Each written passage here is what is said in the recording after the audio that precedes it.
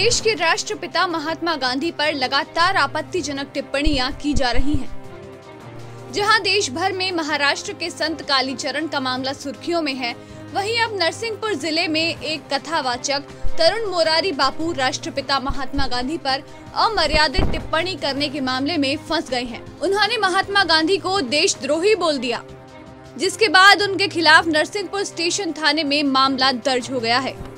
मोरारी बापू ने राष्ट्रपिता के लिए क्या कुछ कहा, आप खुद सुनिए। देशद्रोही के बारे में फिर कहता हूँ, मैं पुनः कह रहा हूँ, बार बार कह रहा हूँ, देशद्रोही वह होता है जो देश के टुकड़े करवा दे, और ये कार्य तथाकथित बापू ने किया है। इस देश के टुकड़े किए हैं। उन्होंने कहा था कि मेरी लाश के ऊपर से भारत के टुकड़े होंगे, और वो टुकड़ा उनकी आंखों के सामने हुआ है।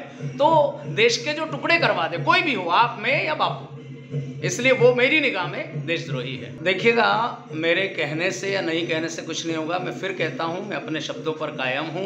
राष्ट्रपिता, जिसे राष्ट्रपिता कह रहे हैं महात्मा गांधी को, वो राष्ट्रपिता नहीं है। राष्ट्रपिता नहीं है, उसका कारण क्या? दूसरा, मैंने कहा कि वो महात्मा भी नहीं है। महात्मा एक विषय होता है पारंपरिक, जिसमें दीक्षा ली जाती है, उसे महात्मा कहा। इसमें मैंने कोई गलत नहीं कहा। रहा सवाल राष्ट्रपिता वाला, तो वो राष्ट्रपिता नहीं है भाई।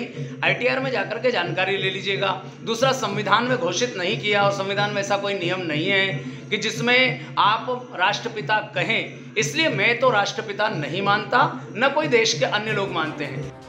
तरुण मोरारी बापू के इस बयान पर कांग्रेस ने आपत्ति दर्ज कराते हुए पुलिस अधीक्षक को ज्ञापन दिया था, जिसके बाद उनके खिलाफ कई धाराओं के तहत मामला दर्ज कर लिया गया।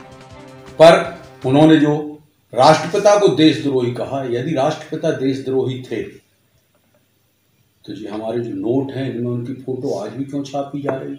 आज भी छापी जा रही है, तो उसमें आप देख लीजिए। देशद्रोही की फोटो तो नोटों में नहीं छपती। इस देश के प्रधानमंत्री माननीय नरेंद्र मोदी जी जब प्रधानमंत्री बने, तो सबसे पहले जाकर उन्हीं राष्ट्रपिता महात्मा गांधी की प्रतिमा के सामने सिर रख के प्रणाम किया था। ये सम्मान है। आज गांधी जयंती की छुट्टी पूरे देश में होती है 2 अक्टूबर को। तो मैं नहीं समझता कि ऐसे लोग समाज सुधार की दिशा में काम कर रहे हैं, या समाज में अराजकता फैलाने का, आपस में लड़वाने का, आपस में इस तरह विघटनकारी बातें करके क्या संदेश देना चाहे। दरअसल तरुण मोरारी बापू हरिद्वार से नरसिंहपुर के छिंदवाड़ा रोड स्थित वीरा लॉन में श्रीमद् भगवत गीता के कार्यक्रम में आए थे। इस दौरान उन्होंने ये बयान दिया।